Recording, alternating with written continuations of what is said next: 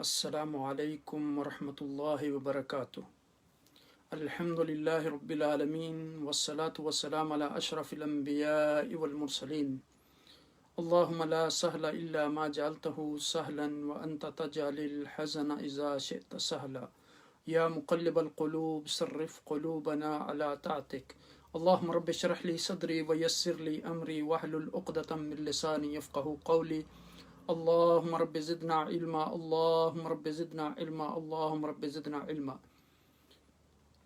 اللهم اجعل القرآن لنا في الدنيا قرينا، في القبر مونسا وأنيسا، وفي الآخرة شافعا وشفيا، وعلى الصراط عينا ودليلا، وعلى النار سترا وحجابا، وفي الجنة رفيقا وشفيقا۔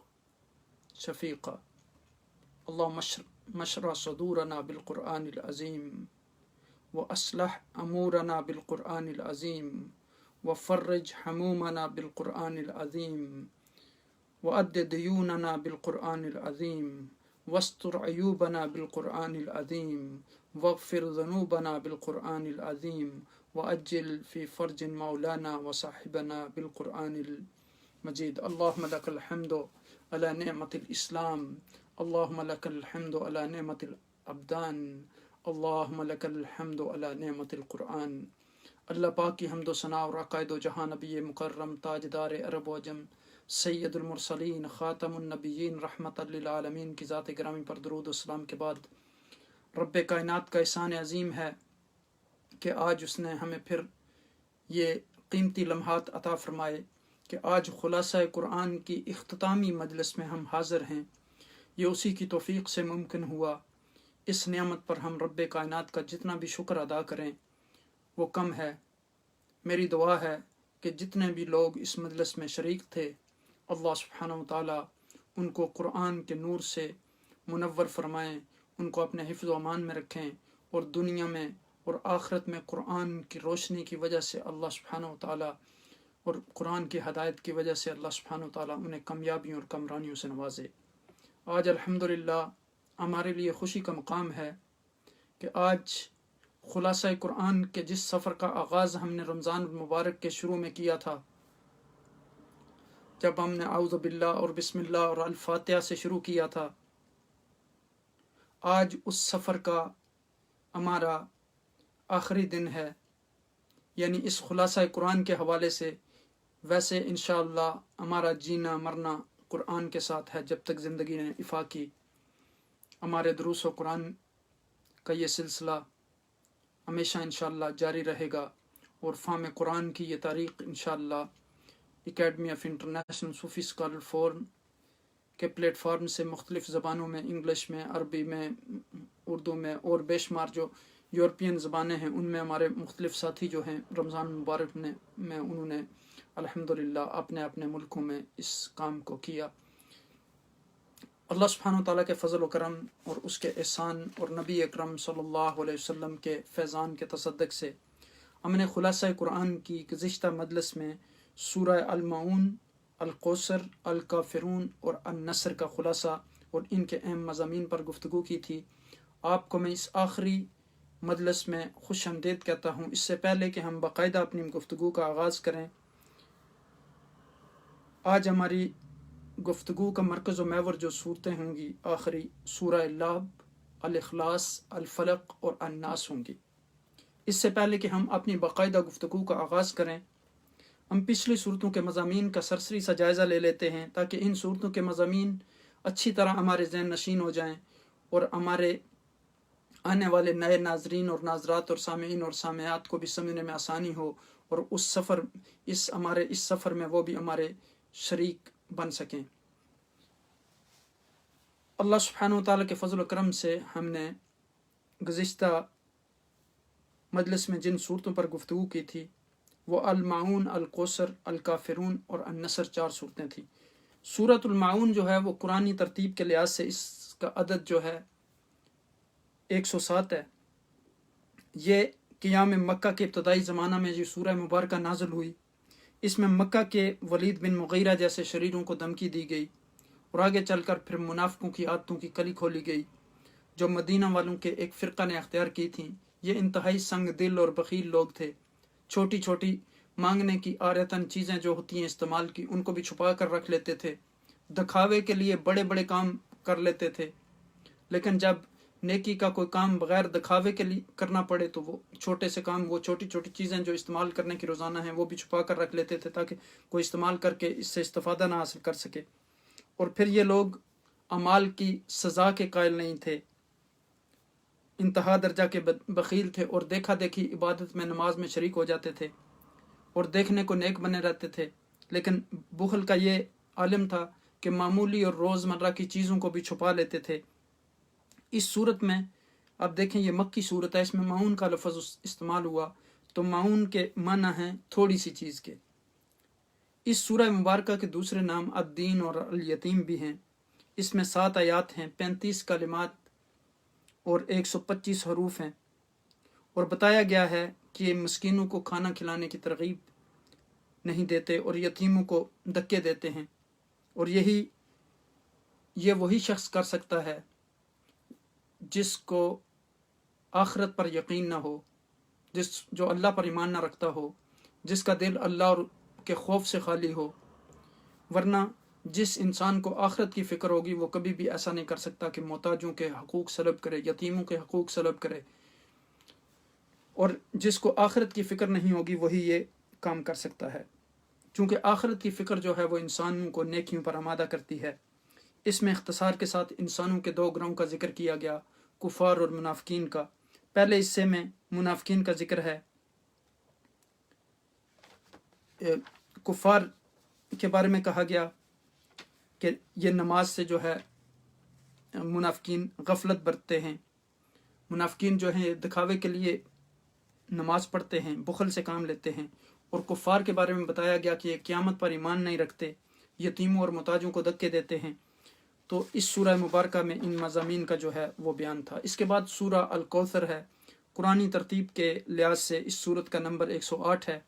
مکہ میں ابتدائی زمانہ بعثت کے اندر نازل ہوئی۔ اس میں رسول اللہ صلی اللہ علیہ وسلم کو ہدایت کی گئی ہے کہ عالم کی ساری خیر و برکت ہم نے تمہیں عطا کر دی ہے، اب تم رب کی عبادت کرو اور قربانی دو، اور جو لوگ کہتے ہیں کہ آپ کا نام و نشان نہیں رہے گا، آپ کی نارینہ اولاد نہیں ہے، تو دراصل انہی کا نام و نشان مٹنے والا ہے۔ یہ سورہ مبارکہ مکی ہے، اس میں 3 آیات ہیں۔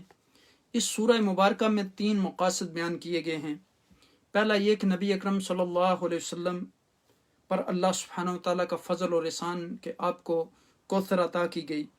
کوثر جنت کی وہ نہر ہے جس سے آقا دو جہاں نبی اکرم صلی اللہ علیہ وسلم اپنی امت کو جام بھر بھر کر پلائیں گے۔ اور چونکہ کوثر کا معنی خیر کثیر ہے، اس لیے اس سے مراد نبوت بھی لیا گیا، کتاب بھی لیا گیا، حکمت بھی لیا گیا، علم بھی لیا گیا، شفات بھی لیا گیا، مقام محمود بھی لیا گیا، معجزات اور قرآن کریم کو بھی کوثر قرار دیا گیا۔ نبی اکرم صلی اللہ علیہ وسلم کو حکم دیا گیا کہ کوثر جیسی نعمت کا شکر ادا کرنے کے لیے آپ نماز کی پابندی فرمائیں اور اللہ کے لیے قربانی دیں۔ پھر آپ کو یہ بشارت سنائی گئی کہ آپ کے دشمن ذلیل و خوار ہوں گے اور ان کا نام و نشان مٹ جائے گا، چنانچہ ایسا ہی ہوا۔ اس کے بعد پھر سورۃ الکافرون ہے۔ ترتیب قرآنی کے مطابق اس کا عدد 109 ہے، اور یہ مکہ میں ابتدائی بعثت کے زمانہ میں نازل ہوئی، جب مکہ کے کافروں نے آپ صلی اللہ علیہ وسلم سے کہا کہ ہم آپس میں دین پر سمجھوتا کر لیتے ہیں، 1 سال آپ کے دین پر عمل ہوگا، 1 سال ہمارے دین پر عمل ہوگا، تو ہم بھی اللہ کو مانتے ہیں۔ تو اس سورہ مبارکہ میں صاف صاف بتا دیا گیا کہ اللہ کو جیسا ہم مانتے ہیں ایسا تم نہیں مانتے۔ آپ صلی اللہ علیہ وسلم کو حکم دیا گیا کہ آپ اعلان فرما دیں اللہ کے سوا کوئی معبود نہیں، اس کے سوا کوئی عبادت کے لائق نہیں، اور ایمان اور کفر 2 علیحدہ علیحدہ چیزیں ہیں، 2 متصادم چیزیں ہیں، یہ ایک جگہ جمع نہیں ہو سکتی۔ تمہارے لیے تمہارا دین ہے اور ہمارے لیے ہمارا دین ہے۔ اس میں 6 آیات ہیں۔ یہ سورہ اس وقت نازل ہوئی جب مشرکوں نے آپ کو دعوت دی کہ کچھ لو اور کچھ دو کی بنیاد پر ہم آپس میں مصالحت کر لیں گے۔ اس صورت نے ایمان و کفر اور موحدین اور مشرکین کے درمیان حد فاصل قائم کر دی اور بتا دیا کہ توحید اور شرک 2 متصادم نظام ہیں، دونوں میں مصالحت کی کوئی صورت پیدا نہیں ہو سکتی۔ یوں کفار کی امیدوں کا خاتمہ کر دیا گیا اور ہمیشہ کے لیے واضح کر دیا گیا کہ کفر اور اسلام میں ملاوٹ نہیں ہو سکتی۔ اس کے بعد پھر اگلی صورت جو ہے سورہ النصر ہے۔ قرآنی ترتیب کے لحاظ سے اس صورت کا عدد جو ہے 110 ہے۔ یہ ان صورتوں میں سے ہے جو اخیر میں نازل ہوئیں۔ اس کو مدینہ میں نازل ہونے والی صورتوں میں مانا جاتا ہے، لیکن یہ حجۃ الوداع کے موقع پر ہجرت کے 10ویں سال نازل ہوئی۔ اس وقت سارا عرب جو ہے مسلمانوں کے قبضے میں تھا اور لوگ ہر طرف سے آ کر اسلام میں داخل ہو رہے تھے۔ اس صورت کے نازل ہوتے ہی حضرت سیدنا ابو بکر صدیق رضی اللہ تعالیٰ عنہ سمجھ گئے کہ آپ رسول اللہ صلی اللہ علیہ وسلم ہمارے پاس سے بلا لیے جائیں گے، کیونکہ دین تبلیغ کا کام جو آپ صلی اللہ علیہ وسلم کے ذمہ تھا ختم ہو چکا، اس لیے آپ رضی اللہ تعالیٰ عنہ رونے لگے۔ اس صورت میں بشارت دی گئی ہے کہ اللہ کی مدد کی، فتح مکہ کی، لیکن فرمایا گیا کہ اس موقع پر جشن نہیں منانا بلکہ اللہ کی حمد، تسبیح اور استغفار کرنا ہے۔ اسلام کی مکمل فتح کی پیشگوئی اور مسلمانوں کے فرائض، جب اللہ کی مدد اور فتح آئے اور لوگوں کو دیکھو کہ فوج در فوج اللہ کے دین میں داخل ہو رہے ہیں، تو اپنے رب کی تسبیح پڑھو اور اس کی تعریف میں لگ جاؤ اور اسی سے بخشش مانگو، بے شک وہ بڑا ہی معاف کرنے والا ہے۔ یہ سورہ مبارکہ مدنی ہے، اس میں 3 آیات ہیں۔ یہ سورہ فتح مکہ کی طرف اشارہ کرتی ہے۔ یہ 10 ہجری میں نازل ہوئی۔ اس کے نزول کے بعد آپ صرف 17 دن آپ صلی اللہ علیہ وسلم جو ہے وہ زندہ رہے۔ اس کے بعد آپ کا وصال ہو گیا، آپ اپنے رفیق اعلیٰ سے جا ملے۔ جب یہ سورہ مبارکہ نازل ہوئی تو آپ صلی اللہ علیہ وسلم نے فرمایا، مجھے میری موت کی اطلاع دی گئی ہے، اس لیے کہ حضور صلی اللہ علیہ وسلم کی بعثت کا مقصد پورا ہو چکا تھا۔ آپ نے دعوت کا آغاز کیا تو اسے قبول کرنے والے جو تھے اکا دکا تھے، لیکن اب لوگ جماعت در جماعت اور قبیلہ در قبیلہ اسلام میں داخل ہو رہے تھے۔ اس لیے آپ کو حکم دیا گیا کہ ان فتوحات اور نعمتوں پر اللہ کا شکر ادا کریں اور اس کی تسبیح اور عظمت بیان کریں۔ اس کے بعد یہاں سے ہمارے آج کا درس کا آغاز ہوتا ہے۔ اعوذ باللہ من الشیطان الرجیم، بسم اللہ الرحمن الرحیم۔ تبت یدا ابی لہب وتب ما اغنی عنہ مالہ وما کسب سیصلی نارا ذات لہب وامرأتہ حمالۃ الحطب فی جیدہا حبل من مسد۔ یہ سورہ لہب یا سورہ مسد اس بھی کہتے ہیں اس کو، اس کی تلاوت میں نے آپ کے سامنے کی ہے۔ اس میں فرمایا گیا کہ ابو لہب کے دونوں ہاتھ ٹوٹ جائیں اور وہ تباہ ہو جائے۔ اس نے ہمارے حبیب صلی اللہ علیہ وسلم پر ہاتھ اٹھانے کی کوشش کی ہے۔ ما اغنی عنہ مالہ وما کسب، اسے اس کے موروثی مال نے کچھ فائدہ نہ پہنچایا اور نہ ہی اس کی کمائی نے۔ سیصلی نارا ذات لہب، ان قریب وہ شعلوں والی آگ میں جا پڑے گا۔ وامرأتہ حمالۃ الحطب، اور اس کی خبیث عورت بھی جو کانٹے دار لکڑیوں کا بوجھ سر پر اٹھائے پھرتی ہے اور ہمارے حبیب صلی اللہ علیہ وسلم کے تلوؤں کو زخمی کرنے کے لیے رات کو ان کی راہوں میں بچھا دیتی ہے۔ فی جیدہا حبل من مسد، اس کی گردن میں کھجور کی چھال کا وہی رسا ہوگا جس سے کانٹوں کا یہ گٹھا باندھتی ہے۔ تو اس سورہ مبارکہ میں قرآنی ترتیب کے لحاظ سے اس سورت کا عدد جو ہے 111 ہے، اور اس سورہ مبارکہ میں جو ہے 24 کلمات ہیں، اور اس سورہ مبارکہ کے حروف کی تعداد جو ہے وہ 81 ہے۔ اب یہاں دیکھیں کہ ابو لہب جو حضرت محمد صلی اللہ علیہ وسلم کے حقیقی چچا عبد العزیٰ بن عبد المطلب کا لقب تھا، یہ آپ صلی اللہ علیہ وسلم سے دشمنی کرنے میں سب سے پیش تھا۔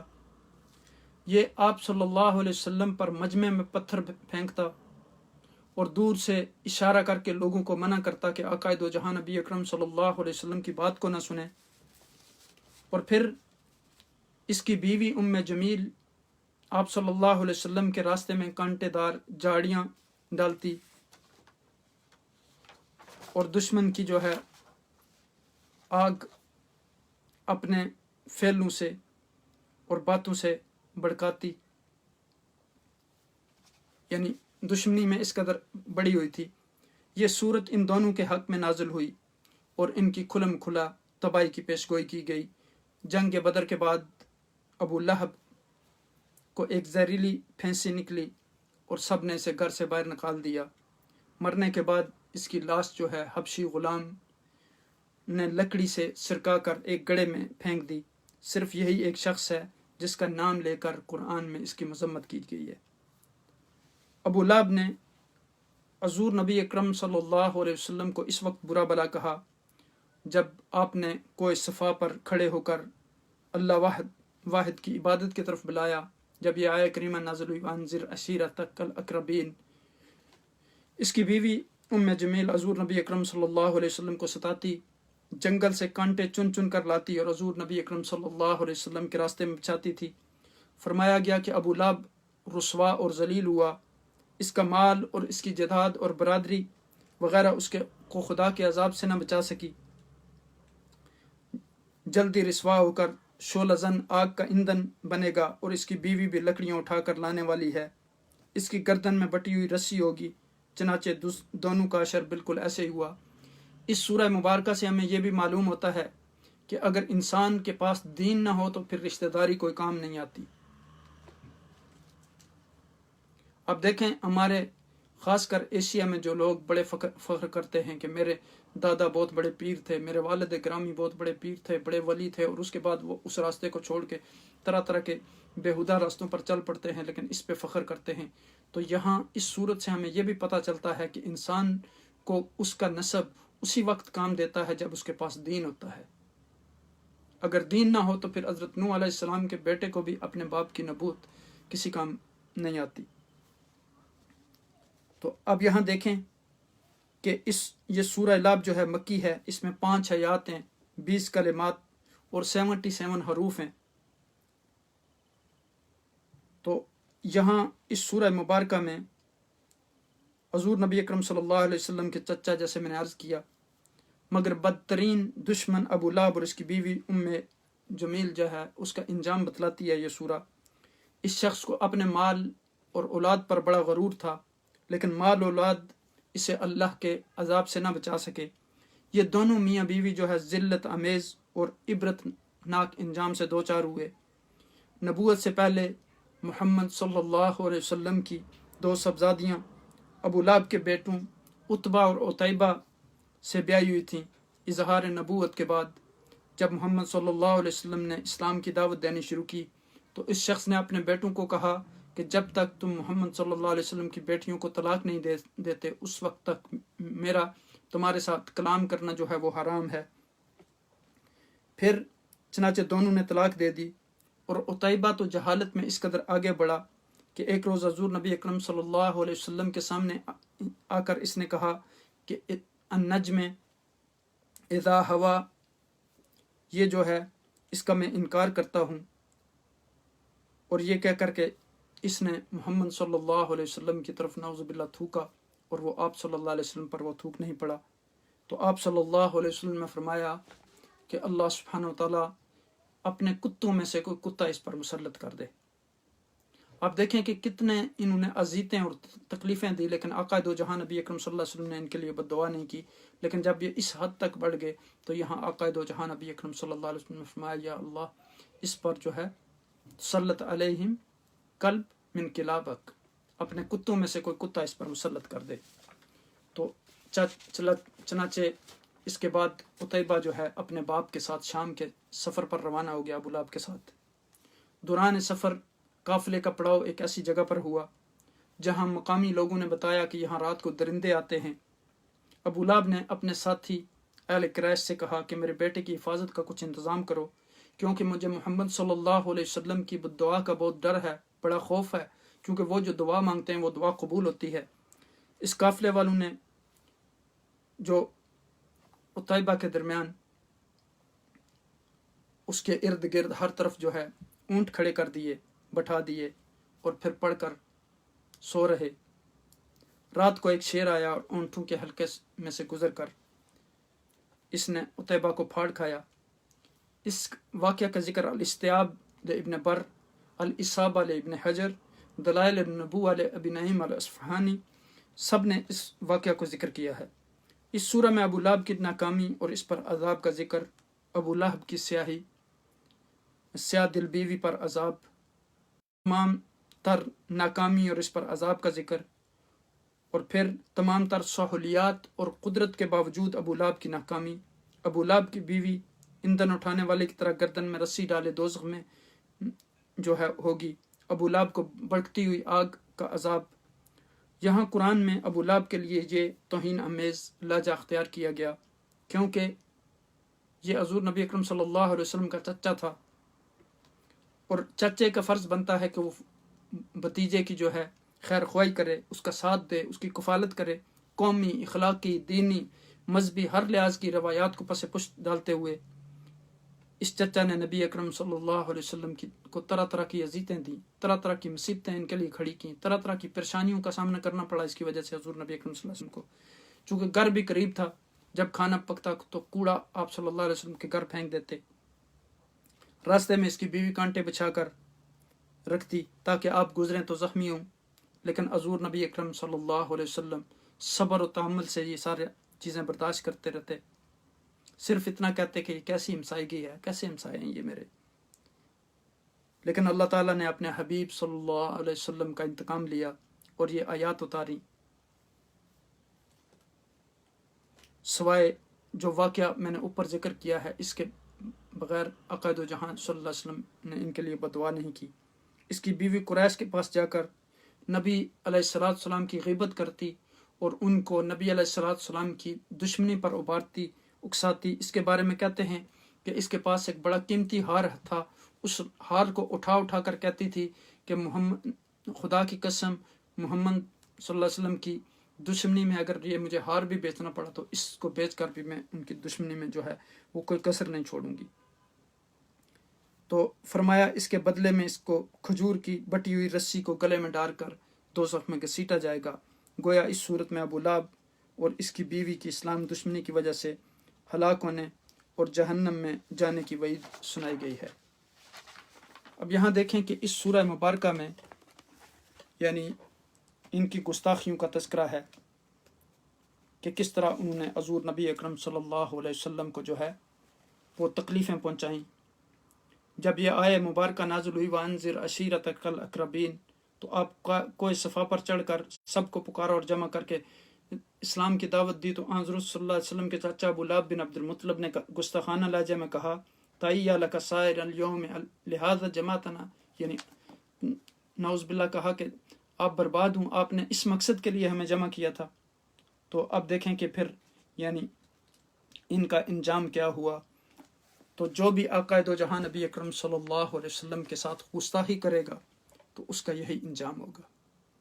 اب یہاں تک کہا گیا کہ یا ایھا الذین آمنوا لا ترفعوا اصواتکم فوق صوت النبی ولا تجهروا له بالقول كجهر بعضکم لبعض ان تحبط اعمالکم وانتم لا تشعرون، یعنی فرمایا گیا کہ تم اپنی آواز کو حضور نبی اکرم صلی اللہ علیہ وسلم کی آواز سے بلند نہ کرو، کہیں ایسا نہ ہو، اور نہ ہی ان کو اپنی طرح پکارو جس طرح تم ایک دوسرے کو آوازیں دے کے پکارتے ہو، کہیں ایسا نہ ہو کہ تمہارے تمام اعمال جو ہے تباہ و برباد ہو جائیں اور تمہیں شعور بھی نہ ہو۔ اگر تم نے ایسا رویہ اختیار کیا تو تمہارے اعمال کو تباہ و برباد ہونے میں ایک لمحہ نہیں لگے گا۔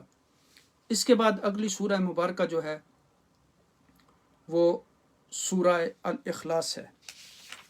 بسم اللہ الرحمن الرحیم۔ قل هو اللہ احد اللہ الصمد لم یلد ولم یولد ولم یکن له کفوا احد۔ فرمایا گیا کہ اے نبی مکرم صلی اللہ علیہ وسلم آپ فرما دیجئے وہ اللہ ایک ہے، وہ یکتا ہے، اللہ الصمد، اللہ سب سے بے نیاز ہے، سب کی پناہ اور سب پر فائق ہے، لم یلد ولم یولد، اس سے کوئی پیدا ہوا ہے نہ ہی وہ پیدا کیا گیا ہے، ولم یکن له کفوا احد، اور نہ ہی اس کا کوئی ہمسر ہے۔ قرآنی ترتیب کے لحاظ سے یہ سورہ مبارکہ جو ہے اس کا عدد 112 ہے، اور اسے ان صورتوں میں شامل کیا گیا ہے جو قیام مکہ کے زمانہ میں نازل ہوئی۔ اس سورہ مبارکہ میں 17 کلمات ہیں اور حروف کی تعداد 49 ہے۔ اس میں ان سب خیالات کا رد کر دیا گیا جو اللہ سبحانہ و تعالیٰ کی بابت ان مشرکین نے قائم کر رکھے تھے، بلکہ اب بھی قائم کر رکھے ہیں، جیسے مجوسی 2 خدا مانتے ہیں، یزدان اور اہرمن، پہلا بلائی کا اور دوسرا برائی کا۔ بعض لوگ اللہ سبحانہ و تعالیٰ کو بھی ان چیزوں کا محتاج مانتے ہیں جن کا محتاج انسان ہوتا ہے، مثلا جیسے درباری، کام کرنے والے، نوکر چاکر، مددگار وغیرہ۔ بعض لوگ اللہ کا بیٹا مانتے ہیں اور بشر کو اس کے برابر ٹھہراتے ہیں، جس طرح یہود و نصارہ کا یہ یعنی تھا۔ بعض لوگ اور چیزوں کو اس کے برابر ٹھہراتے ہیں۔ اس صورت میں ان تمام زعم باطلہ اور خیالات باطلہ کا جو ہے وہ رد کیا گیا اور ان کو غلط قرار دیا گیا اور خالص توحید کی تعلیم دی گئی۔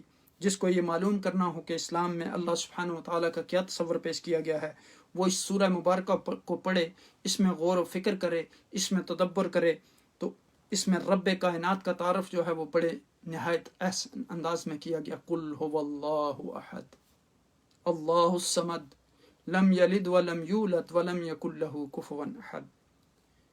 اب آپ دیکھیں قرآن حکیم کا اختتام ہو رہا ہے، یہاں اس صورت میں سارے قرآن کا خلاصہ نچوڑ بیان کیا جا رہا ہے۔ قل هو اللہ احد، کہہ دیجیے اے محبوب صلی اللہ علیہ وسلم، اللہ ایک ہے، عبادت کے لائق صرف وہی ہے، اسی نے پیدا کیا، وہی مالک ہے، وہی خالق ہے، وہی معبود ہے، وہی رازق ہے، اور اسی کی طرف لوٹ کر ہمیں جانا ہے۔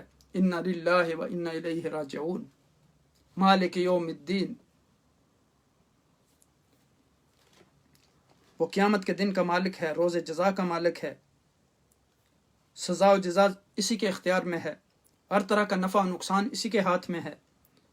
اللہ الصمد، اللہ سب سے نیاز ہے اور سب اسی کے محتاج ہیں، نہ کوئی اس کی اولاد ہے اور نہ وہ کسی کی اولاد، کیونکہ اولاد تو انسان کی کمزوری ہوتی ہے اور کوئی اس کا امثر نہیں، کوئی اس کے برابر نہیں۔ حدیث قدسی میں آتا ہے، اللہ تعالیٰ فرماتا ہے انسان مجھ کو گالی دیتا ہے، یعنی میرے لیے اولاد ثابت کرتا ہے، حالانکہ میں ایک ہی ہوں، میں بے نیاز ہوں، میں نے نہ کسی کو جنا اور نہ کسی سے پیدا ہوا، میرا یہاں توحید کا ثبوت دیا گیا کہ اللہ ایک ہی ہے، وہ بے نیاز ہے، اور اولاد اور ماں باپ ہونے سے شریکوں سے پاک ہے، اس کا کوئی ہمسر نہیں، اس کا کوئی شریک نہیں۔ وہی مالک ہے، وہی خالق ہے، وہی رازق ہے، وہی عزت دینے والا ہے، وہی ذلت دینے والا ہے، وہی آپ کو رزق دینے والا ہے، وہی آپ کو علم عطا کرنے والا ہے، وہی آپ کی ہر ضرورت کو پورا کرنے والا ہے۔ اس سورہ مبارکہ میں توحید خالص کا ذکر ہے، مثبت اور منفی دونوں طریقوں سے جامعیت کے ساتھ کیا گیا۔ حضور نبی اکرم صلی اللہ علیہ وسلم سے کہلوایا گیا کہ آپ صلی اللہ علیہ وسلم لوگوں میں اعلان کر دیں کہ اللہ یگانہ ہے۔ گویا توحید کا بھی ہمیں اگر معلوم ہوا تو آقائے دو جہاں نبی اکرم صلی اللہ علیہ وسلم سے پتہ چلا، جب آپ نے کہا قل هو اللہ احد اللہ الصمد لم یلد ولم یولد ولم یکن لہ کفوا احد، گویا کہا گیا کہ اللہ یگانہ ہے، سب اسی کے محتاج ہیں، وہ کسی کا محتاج نہیں اور کوئی اس کی ذات و صفات میں شریک نہیں ہے۔ سورہ اخلاص جو ہے مکی ہے، اس میں 4 آیات ہیں۔ یہ سورہ اسلام کے بنیادی عقیدہ یعنی عقیدہ توحید سے باز کرتی ہے۔ توحید کی 3 قسمیں ہیں۔ توحید ربوبیت یعنی ہر چیز کا خالق، مالک اور رازق اللہ ہے، اس کا اقرار کافر بھی کرتے ہیں۔ پھر توحید الوہیت یعنی بندہ جو بھی عبادت کرے، خواہ دعا ہو یا نظر یا قربانی، تو وہ صرف اللہ کے لیے۔ مشرقین غیر اللہ کی عبادت کرتے تھے مگر اس لیے تاکہ اللہ کا قرب حاصل ہو۔ تیسری قسم جو ہے وہ توحید ذات اور اسماء و صفات ہے۔ توحید کی یہ تیسری قسم ایسی ہے کہ انسان نے اکثر اس میں ٹھوکر کھائی ہے۔ غور کیا جائے تو اس سورہ اخلاص میں زیادہ تر زور جو دیا گیا وہ اسی قسم پر دیا گیا۔ تو اس طرح الحمدللہ یہ سورہ اخلاص کا خاتمہ ہوتا ہے۔ سورہ اخلاص میں اللہ سبحانہ تعالیٰ کا تعارف اس احسن انداز میں کروایا گیا کہ نہ وہ کسی کا شریک ہے، نہ اس کا کوئی ہمسر ہے، نہ اس کی کوئی اولاد ہے، نہ کسی کو اس نے جنا ہے، نہ کسی نے اس کو جنا ہے۔ ہر چیز کی جو طاقت ہے، قوت ہے، اسی کے قبضہ اختیار میں ہے، وہی جزا و سزا کا مالک ہے۔ یہ بتا کر ان سارے عقائد باطلہ کی جو ہے وہ نفی کر دی گئی، جو مختلف لوگوں نے اللہ کے ساتھ دوسرے لوگوں کو شریک ٹھہرا رکھا تھا، اور اس سے معلوم ہو گیا کہ اللہ سبحانہ وتعالیٰ کے ساتھ کوئی شریک نہیں ہے۔ وہی خالق ہے ہمارا، وہی رازق ہے، وہی صمد ہے، وہی احد ہے۔ اس لیے شرک جو ہے وہ ظلم عظیم ہے، اللہ سبحانہ وتعالیٰ کی ذات کے ساتھ کسی کو شریک ٹھہرانا۔ اس کے بعد اگلی سورہ مبارکہ جو ہے وہ سورہ الفلق ہے۔ سورہ فلق جو ہے اب دیکھیں کہ اس سورہ اخلاص میں اس کا سبب نزول یعنی یہ ہے کہ ایک بار مشرقین نے آپ صلی اللہ علیہ وسلم سے کہا کہ اپنے رب کا وصف و نسب بیان کیجیے، اس پر سورہ اخلاص نازل ہوئی، جیسے در منثور وغیرہ میں ذکر ہے یہ بات۔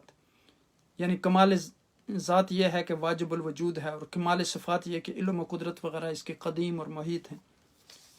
یعنی منکر توحید کئی قسم کے ہیں، منکر وجود بھی ہیں، اسی طرح منکر وجوب بھی ہیں، پھر منکر کمال صفات، مشرک فی العبادات، تو ان ساری چیزوں کی جو ہے وہ نفی کی گئی، جیسے ایاک نعبد، اللہ الصمد، ایاک نستعین، بڑے واضح انداز میں یہ ہم نے ان ساری چیزوں پر گفتگو کی تھی۔ اب یہ آخری دونوں صورتیں جو ہیں ان کو معوذتین بھی کہتے ہیں۔ بسم اللہ الرحمن الرحیم، قل اعوذ برب الفلق من شر ما خلق ومن شر غاسق اذا وقب ومن شر النفاثات فی العقد ومن شر حاسد اذا حسد۔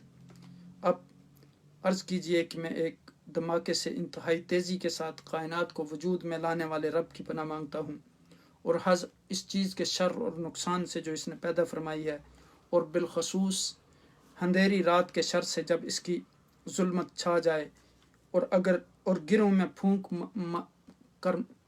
مارنے والی جادوگرنیوں اور جادوگروں کے شر سے، اور ہر حسد کرنے والے کے شر سے جب وہ حسد کرے۔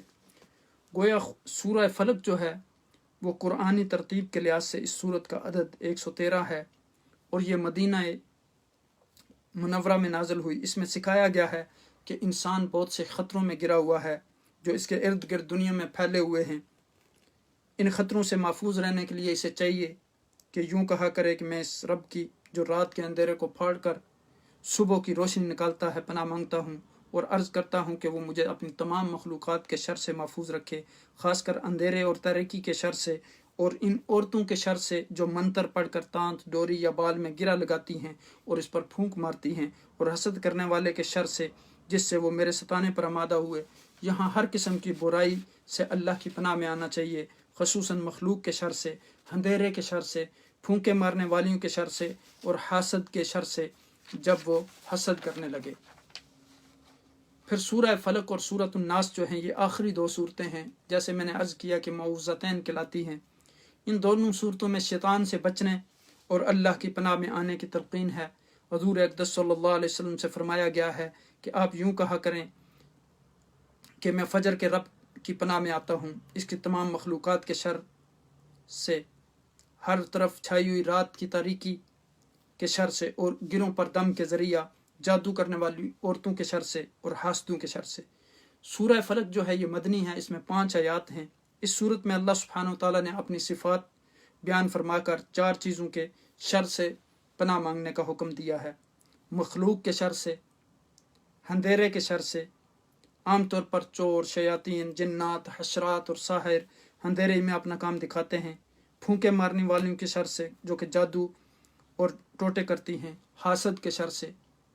تو اس طرح اس سورہ مبارکہ میں سکھایا گیا کہ ہر بری چیز کی برائی سے اللہ تعالیٰ کی پناہ مانگو، اور زبان سے یہ لفظ کہو جو اس سورہ میں تمہارے دل کو قوت حاصل ہوگی، اور کسی کی برائی تمہارا کچھ نہ بگاڑ سکے گی۔ اس صورت میں ان چیزوں کا ذکر کر دیا گیا جن سے لوگوں کو اصلی یا وہمی تکلیف ہو جاتی ہے۔ قل اعوذ برب الفلق من شر ما خلق ومن شر غاسق اذا وقب ومن شر النفاثات فی العقد ومن شر حاسد اذا حسد۔ اس طرح اس سورہ مبارکہ کا جو ہے اختتام ہوا۔ اس سورہ مبارکہ کے بارے میں جو ہے ایک یہ روایت بھی منقول ہے جو بہقی نے نقل کیا ہے اس کو، کہ سورہ فلق اور یعنی ناس ایک ساتھ نازل ہوئی تھی، اور اس کا سبب نزول یہ ہے کہ حضور نبی اکرم صلی اللہ علیہ وسلم پر لبید یہودی اور اس کی بیٹیوں نے سحر کر دیا تھا، جس سے آپ کو مرض سلا کو ہو گئی تھی۔ آپ نے حق تعالیٰ سے دعا کی، اس پر یہ دونوں سورہ مبارکہ نازل ہوئیں، جن میں سے ایک کی 5 آیتیں اور ایک کی 6 آیتیں، مجموعہ 11 آیتیں ہیں، اور آپ کو وہی سے اس سحر کا موقع بھی معلوم کرا دیا گیا، چنانچہ وہاں سے مختلف چیزیں نکلی جن میں سحر کیا گیا تھا، اور اس میں جو ہے تانت کا ایک ٹکڑا بھی تھا جس میں 11 گریں لگی ہوئی تھیں۔ حضرت جبریل علیہ السلام یہ سورت پڑھنے لگے، ایک ایک آیت پر ایک ایک گرہ کھل گئی، چنانچہ آپ کو بالکل شفا ہو گئی، اور دونوں صورتوں کے مجموعہ میں مختلف شرور سے استعاذہ کا اور سب امور میں حق تعالیٰ پر توکل کرنے کا حکم ہوا، شاید فلک کی تخصیص پہ مقابلہ رات کے ہو، اور اشارہ اس طرف ہو کہ جس طرح حق تعالیٰ لیل کا ازالہ کر دیتا ہے، اسی طرح اثر لیل یعنی سحر کا بھی اثر زائل کر دیتا ہے۔ پھر اس کے بعد اگلی صورت جو اور آخری ہماری خلاصہ قرآن کی صورت ہے وہ سورۃ الناس ہے۔ بسم اللہ الرحمن الرحیم۔ قل اعوذ برب الناس ملک الناس الہ الناس من شر الوسواس الخناس الذی یوسوس فی صدور الناس من الجنۃ والناس۔ صدق اللہ العظیم۔ اس سورہ مبارکہ میں 6 آیات ہیں اور 1 رکوع ہے۔ اس کے کلمات کی تعداد 27 ہے اور حروف کی تعداد جو ہے وہ 71 ہے۔ ترتیب قرآنی کے مطابق اس سورہ مبارکہ کا عدد 114 ہے۔ یہ مدینہ میں نازل ہوئی۔ اس سے پہلی صورت میں بیرونی مخلوقات کے شر سے اللہ کی پناہ مانگنے کا طریقہ سکھایا گیا، اور اس صورت میں آدمی کی ان اندرونی برائیوں سے جن سے دوسروں کو ضرر پہنچ سکتا ہے پناہ مانگنے کا طریقہ سکھایا گیا۔ اس لیے یہ دونوں صورتوں کا اکٹھا نام المعوذتان ہے، یعنی بیرونی اور اندرونی برائیوں سے پناہ مانگنے والی 2 صورتیں۔ ان میں سکھایا گیا ہے کہ انسان اور ساری سمجھدار مخلوق اللہ کے ہر طرح قبضہ میں ہے، وہی ان کا پالنے والا ہے، وہی ان کا بادشاہ ہے اور وہی معبود ہے۔ اس لیے اسی سے ان شیطانوں کے ورغلانے اور بہکانے سے پناہ مانگو جو چھپ چھپ کر دل میں وسوسے ڈالتے رہتے ہیں، خواہ وہ شیطان آدمیوں میں سے ہوں یا جنوں سے، اور کہو کہ اللہ ان سب گنے شریروں کی ریشہ دوانیوں سے ہمیں بچا، لوگوں کے پالن ہار، لوگوں کے بادشاہ اور لوگوں کے معبود کی پناہ میں آیا جائے وسواسہ ڈالنے والوں کے شر سے، چاہے وہ انسانوں میں سے ہو یا جنات میں سے۔ اللہ کریم ہمیں قرآن کریم کو پڑھنے، سمجھنے اور اس پر عمل کرنے کی توفیق عطا فرمائے۔ یہ روحانی خطرات سے بچ کر اللہ کی پناہ میں آنے کی تلقین ہے۔ سورہ ناس جو ہے یہ مدنی ہے۔ اس میں 6 آیات ہیں۔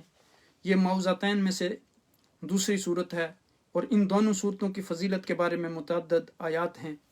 صحیح مسلم میں حضرت عقبہ بن عامر رضی اللہ تعالیٰ عنہ سے روایت ہے کہ آپ صلی اللہ علیہ وسلم نے ان دونوں صورتوں کے بارے میں فرمایا، کیا تمہیں معلوم نہیں کہ آج ایسی 2 صورتیں نازل ہوئی ہیں کہ ان میں سے ان کی کوئی مثال نہیں ہے، یعنی اللہ کی پناہ مانگنے میں یہ دونوں صورتیں بے مثال ہیں۔ امام ابن قیم رحمۃ اللہ علیہ فرماتے ہیں کہ ان 2 صورتوں میں کوئی شخص بھی یعنی ان دونوں صورتوں سے مستغنی نہیں ہے۔ یہ جسمانی اور روحانی آفات جو ہیں ان کو دور کرنے میں بے حد مؤثر ثابت ہوتی ہیں۔ پھر قرآن کے آخر میں ان 2 صورتوں کے لانے سے اور سورہ فاتحہ سے قرآن کا آغاز کرنے میں بڑی گہری مناسبت ہے۔ الحمدللہ رب العالمین الرحمن الرحیم مالک یوم الدین ایاک نعبد و ایاک نستعین اہدنا الصراط المستقیم صراط الذین انعمت علیہم غیر المغضوب علیہم ولا الضالین۔ اب یہاں دیکھیں کہ سورہ فاتحہ میں اللہ کی مدد مانگی گئی تھی، اور ان دونوں صورتوں میں بھی یہی مضمون ہے۔ گویا کہ اس طرف اشارہ کر دیا گیا کہ بندے کو ابتدا تک اللہ کی مدد درکار ہے، اسی سے کی طرف متوجہ ہونا چاہیے، اور جس ذات باری سے ہدایت کے راستے کی طلب اور جستجو کی تھی اہدنا الصراط المستقیم کے ذریعے سورہ فاتحہ میں، اسی سے اس راستے پر ثابت قدمی اور مختلف جو اس راستے میں رکاوٹیں اور پریشانیاں آتی ہیں اس سے محفوظ رہنے کے لیے بھی اسی سے مدد طلب کی جائے۔ سورہ ناس میں اللہ سبحانہ وتعالیٰ کی 3 صفات مذکور ہیں، ربوبیت، ملوکیت اور الہیت۔ یہ 3 صفات ذکر فرما کر ایک چیز کے شر سے محفوظ ہونے کا یعنی حکم دیا گیا ہے، اور وہ ہے وسوسہ ڈالنے والے کا شر۔ اس سے ثابت ہوتا کہ وسوسہ کتنی خطرناک اور مہلک بیماری ہے۔ وسوسہ شیطان بھی ڈالتا ہے اور انسان بھی۔ آج کا سارا جو میڈیا ہے، چاہے وہ مغربی ہو یا مسلمانوں کا جو میڈیا ہے، وہ مسلمانوں کے دلوں میں جو ہے وسوسہ ڈالنے کے پیچھے لگا ہوا ہے۔ ایمان کے حوالے سے طرح طرح کے جو ہے فتنے، جس کے بارے میں آقا دو جہاں نبی اکرم صلی اللہ علیہ وسلم نے فرمایا تھا، یاتی زمن علی امتی یصبح مؤمنا ویمسی کافرا، ایک زمانہ میری امت پر آئے گا، صبح کو انسان مسلمان ہوگا اور شام کو کافر ہو جائے گا۔ اور پھر فرمایا کہ من تمسک بسنتی عند فساد امتی فلہ اجر 100 شہید، یعنی اس وقت جب میری امت میں فساد ہوگا اس وقت میری ایک سنت پر جو عمل کرے گا اس کو 100 شہیدوں کا ثواب ملے گا۔ اور اس وقت سنت پر عمل کرنا کیسا مشکل ہوگا، یہ بھی آقا دو جہاں نبی اکرم صلی اللہ علیہ وسلم نے فرما دیا، القابض علی دینہ کالقابض علی الجمرہ، اتنا مشکل ہوگا جتنا آپ گرم انگارے کو اپنے ہاتھ میں رکھیں۔ تو اسی لیے آقا دو جہاں نبی اکرم صلی اللہ علیہ وسلم نے فرمایا کہ اس شخص کو 100 شہیدوں کا ثواب ہوگا۔ اور آج انسانوں کے درمیان جو ہے وسوسے کی بیماری بہت عام ہو چکی ہے، اس لیے کثرت سے ان صورتوں کو اپنا ورد بنانا چاہیے، معوذتین کو بار بار دن رات کو یعنی ان کو ورد بنانا چاہیے تاکہ ان تمام بیماریوں سے ہم محفوظ رہ سکیں۔ یہاں یہ نقطہ بھی سمجھ لینا چاہیے کہ سورہ فلق میں ایک صفت ذکر فرما کر 4 آفات سے پناہ کا حکم دیا گیا تھا، اور یہاں 4 صفات کا ذکر کر کے ایک آفت کے شر سے پناہ مانگنے کا حکم دیا گیا، اس لیے کہ پہلی صورت میں نفس اور بدن کی سلامتی مطلوب ہے سورہ فلق میں، جبکہ دوسری صورت میں دین کے ضرر سے بچنا اور اس کی سلامتی مطلوب ہے، اور دین کا چھوٹے سے چھوٹا نقصان دنیا کے بڑے بڑے نقصان سے جو ہے زیادہ خطرناک ہے۔ اگر ہم نے قرآن سے سچا تعلق قائم کر لیا اور اسے ہمیشہ کے لیے قائم رکھا اور اسے پڑھنے، سمجھنے اور اس پر عمل کرنے اور اس کے سارے حقوق کی ادائیگی کے لیے کوشاں رہے، تو انشاءاللہ ہمارا اور ہماری نسلوں کا جو ہے دین و ایمان محفوظ رہے گا، اور ہمیں دین اور آخرت کی کامیابیاں نصیب ہوں گی۔ اللہ سبحانہ وتعالی ہمیں ان آیات مبارکہ پر عمل کرنے کی توفیق عطا فرمائے۔ اس سے پہلے کہ ہم دعا کی طرف آئیں، یہاں چند چیزیں میں ضروری سمجھتا ہوں فضائل قرآن کے حوالے سے عرض کروں آپ کی خدمت میں۔ اب دیکھیں کہ رب کائنات نے قرآن میں ارشاد فرمایا، لو انزلنا هذا القرآن على جبل لرأيته خاشعا متصدعا من خشیۃ اللہ، اگر ہم اس قرآن کو کسی پہاڑ پر نازل کرتے تو وہ خدا کے خوف سے ریزے ریزے ہو جاتا۔ اور پھر فرمایا تنزیل من رب العالمین، جس کو تمام مخلوق کے خدا نے اتارا ہے۔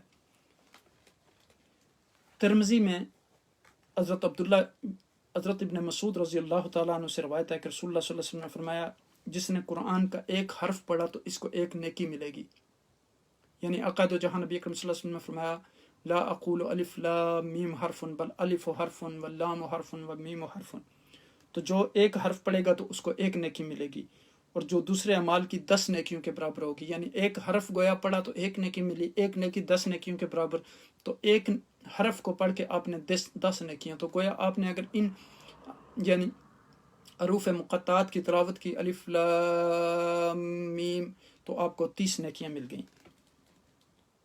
تو اسی طرح ابو داؤد میں حضرت موسیٰ رضی اللہ تعالیٰ عنہ سے روایت ہے کہ رسول اللہ صلی اللہ علیہ وسلم نے فرمایا، خدا کی تعظیم میں ایک بات یہ بھی ہے کہ بوڑھے کی تعظیم کی جائے، اور ایسے قرآن پڑھنے والے کی تعظیم کی جائے جو تو نہ تو قرآن کے احکام میں زیادتی کرتا ہے اور نہ وہ بد عمل ہے۔ امام نووی رحمۃ اللہ علیہ جو شارح صحیح مسلم اور ریاض الصالحین ان کی کتاب ہے، اور کتاب الاذکار امام نووی کی بڑی مشہور کتاب ہے، وہ ان کی کتاب ہے آداب حملۃ القرآن، اس میں لکھتے ہیں کہ حضرت امام ابو حنیفہ رحمۃ اللہ علیہ فرمایا کرتے تھے کہ اگر علماء خدا کے ولی تسلیم نہ کیے جائیں تو روئے زمین پر خدا کا کوئی ولی دوست نہیں ہو سکتا، کہ یہ قرآن کی احکام کی اشاعت کرتے ہیں۔ رسول اللہ صلی اللہ علیہ وسلم نے ارشاد فرمایا، میری امت کے عالموں کا مرتبہ بنی اسرائیل کے پیغمبروں کا سا ہے۔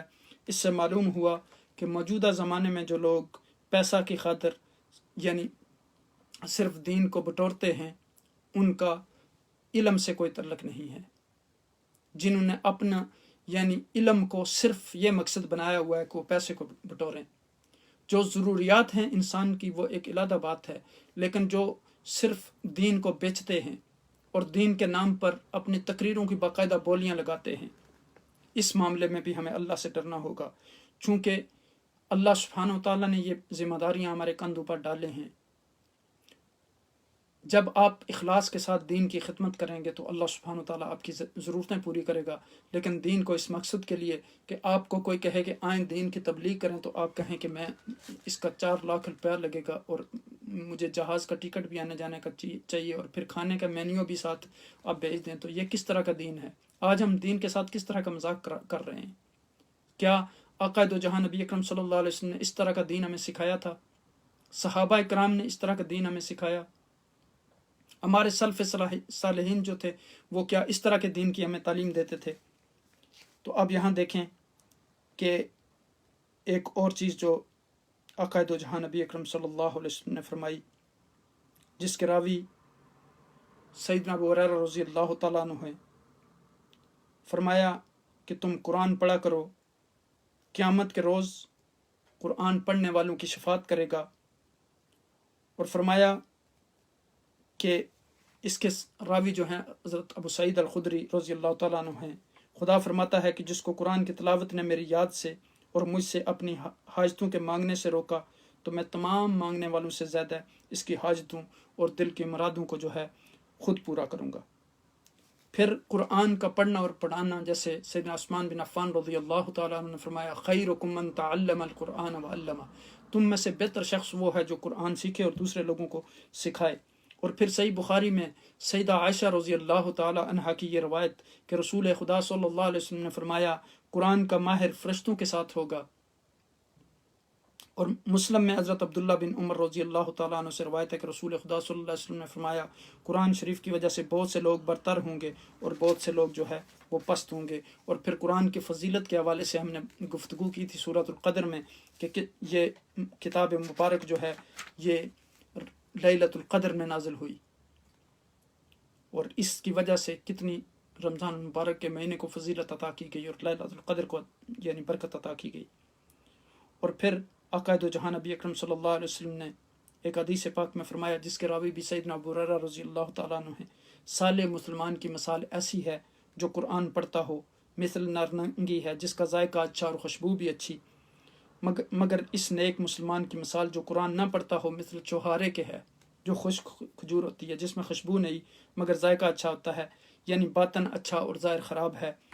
بد عقیدہ مسلمان کی مثال جو تلاوت قرآن نہ کرتا ہو مثل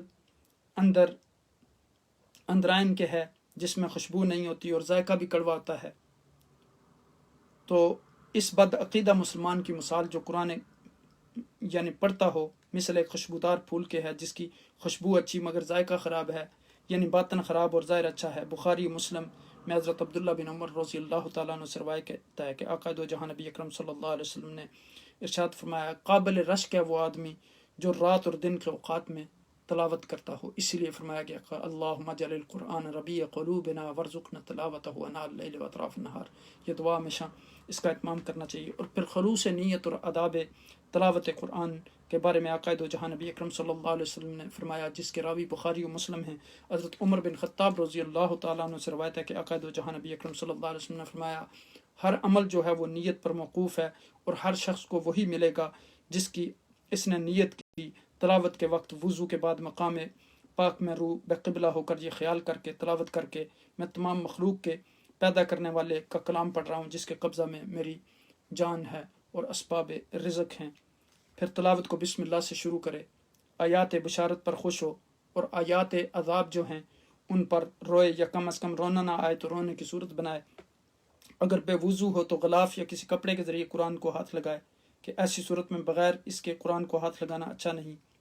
مگر بے وضو قرآن کا پڑھنا بعض لوگوں نے کہا کہ جائز ہے، اس میں اختلاف ہے اس مسئلہ میں، لیکن ہمارے نزدیک قول راجح یہی ہے کہ قرآن کو وضو کے بغیر نہیں پڑھنا چاہیے۔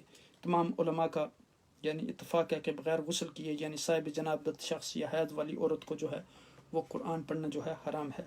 بعض لوگوں نے تعلیم کے لیے اس کی اجازت دی ہے اگر بغیر چھوئے آپ یعنی۔ پھر قرآن کو کتنے روز میں ختم کرنا چاہیے؟ رسول خدا صلی اللہ علیہ وسلم نے فرمایا کہ جس شخص نے 3 روز میں قرآن ختم کیا وہ یعنی کم از کم 3 روز میں جو قرآن ختم کرے۔ تو حضرت ابو حنیفہ رحمۃ اللہ علیہ سے منقول ہے کہ جس نے ہر سال 2 بار قرآن ختم کیا اس نے حق ادا کر دیا، اس لیے کہ حضرت نے سال وفات میں 2 بار ختم کیا۔ حضرت علی رضی اللہ تعالیٰ عنہ فرماتے ہیں کہ اس عبادت میں کچھ بہتری نہیں جس میں سمجھ نہیں، اور نہ ہی اس قرات میں جس میں فکر نہ ہو۔ حضرت امام غزالی رحمۃ اللہ علیہ فرماتے ہیں کہ اپنے آپ کو قرآن مجید کے ختموں کی گنتی پر فریفتہ نہ کرو، بلکہ ایک ایک آیت کو سوچ کر پڑھو، اور سوچ کر پڑھنا ساری رات میں 2 قرآن ختم کرنے سے بہتر ہے۔ حضرت ابو ذر رضی اللہ تعالیٰ عنہ فرماتے ہیں کہ ایک دفعہ رسول صلی اللہ علیہ وسلم ہمارے ساتھ کھڑے ہوئے تو آپ صلی اللہ علیہ وسلم یہ آیت وَإِن تُعَذِّبْهُمْ فَإِنَّهُمْ عِبَادَكَ الآیہ تھوڑی دیر تک جو ہے وہ پڑھتے رہے، یعنی بار بار اس آیہ کریمہ کی آپ تلاوت فرماتے رہے۔ اس طرح الحمدللہ اب آخر میں جو میں آپ سے درخواست کرنا چاہتا ہوں کہ قرآن کے ہمارے اوپر حقوق ہیں، قرآن کو صحیح طریقے سے پڑھنا، قرآن کو صحیح طریقے سے سمجھنا، قرآن پر عمل کرنا اور قرآن کا پیغام دوسرے لوگوں تک پہنچانا۔ اس کا اہتمام کریں، اس ویڈیو کو دوسرے لوگوں کے ساتھ ضرور شیئر کریں۔ آج الحمدللہ قرآن حکیم کی ہماری آخری مجلس ہے۔ اب ہم جو ہے وہ انشاءاللہ دعا کی طرف آتے ہیں۔ اللہ سبحانہ و تعالی ہماری اس حاضری کو قبول فرمائے۔ اللہم ارحمنی بالقرآن العظیم واجعلہ اماما ونورا وہدی ورحمہ۔ اللہم ذکرنی منہ ما نسیت وعلمنی منہ ما جہلت وارزقنی تلاوتہ۔ اللہم اجعل القرآن ربیع قلوبنا وارزقنا تلاوتہ آناء اللیل واطراف النہار۔ صدق اللہ العظیم وصدق رسول نبی الکریم ونحن علی ذلک من الشاہدین والشاکرین۔ سبحان ربک رب العزت عما یصفون وسلام علی المرسلین والحمد للہ رب العالمین۔ وتمت کلمۃ ربک صدقا وعدلا لا مبدل لکلماتہ وهو السمیع العلیم۔ اللہم لک اسلمنا وبک آمنا وعلیک توکلنا وإلیک انبنا فلک الحمد فی الأولی وفی الأخری یا رب۔ ربنا تقبل منا إنك أنت السميع العليم وتب علينا إنك أنت التواب الرحيم واغفر لنا وارحمنا إنك أنت الغفور الرحيم ونجنا من الهم والغم والكرب العظيم ومتنا بالنذر وجهك الكريم۔ اللهم نور قلوبنا بالقرآن، اللهم انصر جيوشنا بالقرآن وثبت أقدامنا بالقرآن وقوم ديننا بالقرآن واهدل أعداءنا بالقرآن وأيد قائدنا بالقرآن واحفظ علماءنا ومشائخنا بالقرآن واقض حوائجنا بالقرآن وأحسن أخلاقنا بالقرآن وزين أبصارنا بالقرآن وارحم لموتانا بالقرآن وزين أبصارنا بالقرآن وسلم مسافرنا بالقرآن۔ اللهم اجعل القرآن لنا في الدنيا قرينا وفي القبر مونسا وأنيسا وفي الآخرة شافيا وشفيا وعلى الصراط عينا ودليلا وعلى النار سترا وحجابا وفي الجنة رفيقا وشفيا۔ اللهم اشرح صدورنا بالقرآن وأصلح أمورنا بالقرآن وفرج همومنا بالقرآن وأد ديوننا بالقرآن واستر عيوبنا بالقرآن واغفر ذنوبنا بالقرآن وأجل في فرج يا مولانا وصاحبنا بالقرآن۔ اللهم لك الحمد أولا وآخرا وظاهرا وباطنا، ربنا لا تؤاخذنا إن نسينا أو أخطأنا، ربنا تقبل منا إنك أنت السميع العليم، رب اجعلني مقيم الصلاة ومن ذريتي، ربنا وتقبل دعاء، ربنا اغفر لي ولوالدي وللمؤمنين يوم يقوم الحساب۔ یا الہی ہمارا قرآن کا پڑھنا قبول فرما، ہمارا قرآن کا سننا قبول فرما۔ یا اللہ ہمارا قرآن کے لیے اس مجلس میں بیٹھنا قبول فرما۔ یا اللہ ہم سے اگر سنانے میں، پڑھنے میں، بیان کرنے میں کوئی غلطی ہوئی ہو تو اس کو معاف فرما۔ یا اللہ یہ تیری توفیق سے ممکن ہوا، یا اللہ آئندہ بھی ہمیں یہ توفیق دینا۔ یا اللہ قرآن کو ہمارے دلوں کی بہار بنا۔ یا اللہ جو ہم مانگ سکے وہ بھی عطا کر، جو نہیں مانگ سکے وہ بھی عطا کر۔ یا اللہ قرآن کو ہمارے سینوں کا نور بنا دے۔ یا اللہ قرآن کو ہمارے لیے ہدایت کا سامان بنا دے۔ یا اللہ قرآن کے ساتھ ہماری محبت کو اور زیادہ کر دے۔ یا اللہ دن رات کو قرآن کی ہمیں تلاوت کرنے کی توفیق عطا فرما، قرآن میں غور و فکر اور تدبر کرنے کی توفیق عطا فرما۔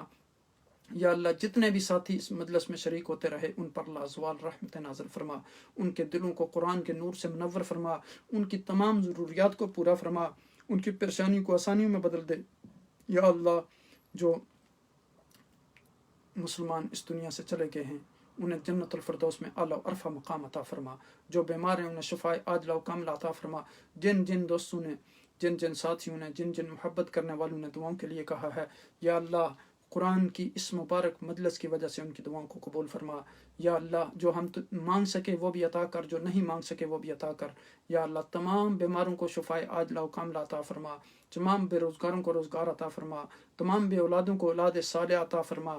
یا اللہ جو اولادوں کی وجہ سے پریشان ہیں ان کی اولادوں کو نیک بنا، ان کی اولادوں کو ان کی آنکھوں کی ٹھنڈک بنا، یا اللہ جو بیویوں کی وجہ سے پریشان ہیں ان کی بیویوں کو ان کی آنکھوں کی ٹھنڈک بنا، انہیں ہدایت دے، یا اللہ جو خامدوں کی وجہ سے بیویاں پریشان ہیں ان کے خامدوں کو ہدایت عطا فرما، یا اللہ تمام امت مسلمہ کے حال پر رحم و کرم فرما، بالخصوص کشمیر کے مسلمانوں کے حال پر رحم و کرم فرما، فلسطین کے مسلمانوں کے حال پر رحم و کرم فرما، عراق اور شام کے مسلمانوں کے حال پر رحم و کرم فرما، اہل پاکستان پر رحم و کرم فرما، اہل کشمیر پر رحم و کرم فرما، اہل شام، اہل اردن، اہل عراق، اہل جزائر، یا اللہ اہل مغرب، یا اللہ ترکی کے مسلمان، یا اللہ جہاں جہاں مسلمان بس رہے ہیں تمام یورپ کے مسلمانوں کو اپنے حفظ و امان میں رکھ، تمام انسانیت کی حفاظت فرما، تمام انسانیت کو اس مشکل کی کڑی میں یا اللہ تو خصوصی مدد فرما اور اس سے ہمیں نکال۔ الحمدللہ اللہ سبحانہ وتعالیٰ کے فضل کرم سے کافی ممالک میں مساجد جو ہیں دوبارہ کھل گئی ہیں، یا اللہ ہمارے ملک میں بھی مسجدیں دوبارہ کھل جائیں تاکہ مسلمان یکسوئی کے ساتھ تیری عبادت کر سکیں۔ یا اللہ ہم سے جو کوتاہیاں ہوئیں، ہم سے جو غلطیاں ہوئیں ان کو معاف فرما، یا اللہ قرآن کی محبت ہمارے دلوں میں ہمیشہ ہمیشہ کے لیے مجسم فرما، قرآن کے حقوق کو ہمیں ادا کرنے کی توفیق عطا فرما، یا اللہ قرآن کا پیغام ساری دنیا میں پھیلانے کا ہمیں ذریعہ بنا، یا اللہ قرآن کا پیغام ہمیں ساری دنیا میں پھیلانے کا ذریعہ بنا، یا اللہ ہمیں ذریعہ بنا لے۔ یا اللہ تیرے برگاہ میں کسی چیز کی کمی نہیں ہے، بے شمار لوگ ہیں یا اللہ، اگر تیری توفیق نہ ہوتی تو ہم کچھ نہ کر سکتے، یہ تیری توفیق سے ممکن ہوا۔ یا اللہ اس توفیق پر ہم تیری حمد کرتے ہیں، تیری ثنا کرتے ہیں، تیری تسبیح بیان کرتے ہیں، یہ تیرے توفیق سے ممکن ہوا، اس پر ہم شکر کرتے ہیں۔ یا اللہ ہماری وجہ سے کوئی چیز نہیں ہوئی، نہ ہم اس قابل تھے، یا اللہ یہ تیری توفیق، یہ تیرے کرم، یہ تیرے احسان اور یہ تیرے فضل سے ممکن ہوا۔ یا اللہ آئندہ بھی ایسی ہمیں توفیق عطا فرمانا، تمام ساتھی جو اس میں شریک رہے یا اللہ ان کی اس حاضری کو قبول فرمانا، اور ہمیشہ ان کی مصیبتوں کو، پریشانیوں کو آسانیوں میں بدلنا، اور ان کے عزیز و اقارب، ان کے دوست سب کو اپنے حفظ و امان میں رکھنا، تمام امت مسلمہ کی یا اللہ حفاظت فرمانا۔ یا اللہ ہمارے بچوں کو، ہماری اولادوں کو یا اللہ نیک بنانا، یا اللہ ہمارے والد گرامی جو اس دنیا سے چلے گئے ان کو جنت الفردوس میں اللہ عرفہ مقام عطا فرما، مشائخ لدڑ یا الہی جتنے بھی ہیں ان کو روح کو فردن فردن اصال ثواب کرتے ہیں، جتنے بھی مشائخ یا اللہ تمام طریقوں کے ان کے روح کو اصال ثواب کرتے ہیں، تمام مسلمانوں کے روح کو اصال ثواب کرتے ہیں۔ یا اللہ تو قبول و منظور فرما، ان کی قبروں کو جنت الفردوس میں اعلیٰ عرفہ مقام عطا فرما، ان کی قبروں کو منور فرما، ان کو جنت الفردوس میں اعلیٰ عرفہ مقام عطا فرما، ان کے صغیرہ کبیرہ گناہوں کو معاف فرما، ہمیں تمام بیماریوں سے محفوظ فرما۔ یا اللہ دین کی خدمت کرنے کی توفیق عطا فرما، امر بالمعروف کی توفیق عطا فرما اور نہی عن المنکر کی توفیق عطا فرما۔ یا اللہ تو ہر چیز پر قادر ہے۔ یا اللہ ہمیں علم نافع عطا فرما، یا اللہ ہمیں علم نافع عطا فرما۔ یا اللہ ہمارے دلوں کو اپنی محبت سے، اپنے محبوب کی محبت سے، صحابہ اکرام اور صالحین کی محبت سے منور فرما۔ وصلی اللہ تعالی علی خیر خلقہ ونور عرشہ وزینت فرشہ وقاسم رزقہ محمد وآلہ وصحبہ اجمعین برحمتک یا ارحم الراحمین۔ جزاکم اللہ خیر، بارک اللہ فیکم۔ الحمدللہ آج ہماری یہ آخری مجلس تھی، اب انشاءاللہ آئندہ پھر ہمارے جو روٹین کے دروس قرآن کا سلسلہ تھا، ہم اردو زبان میں جو تفسیر یعنی شروع سے ہم نے شروع کی تھی وہ اب ہم سورہ آل عمران میں ہیں، اور انگریزی اور عربی تفسیر جو ہے وہ سورہ بقرہ میں ہے۔ انشاءاللہ اسی ترتیب کو ہم جاری و ساری رکھیں گے۔ ایک ہم نے فقہ کی کلاس بھی شام کے وقت شروع کی ہوئی ہے، تو اس کلاس میں بھی اگر آپ شریک ہو سکیں تو انشاءاللہ آپ کو استفادہ ہوگا۔ اللہ سبحانہ وتعالی آپ سب کا حامی و ناصر ہو، مجھے اپنی دعاؤں میں یاد رکھیے گا۔ انشاءاللہ کل پھر ہماری درس قرآن کی نشست میں ملاقات ہوگی۔ اللہ سبحانہ وتعالی آپ کا حامی و ناصر ہو۔ السلام علیکم ورحمۃ اللہ وبرکاتہ۔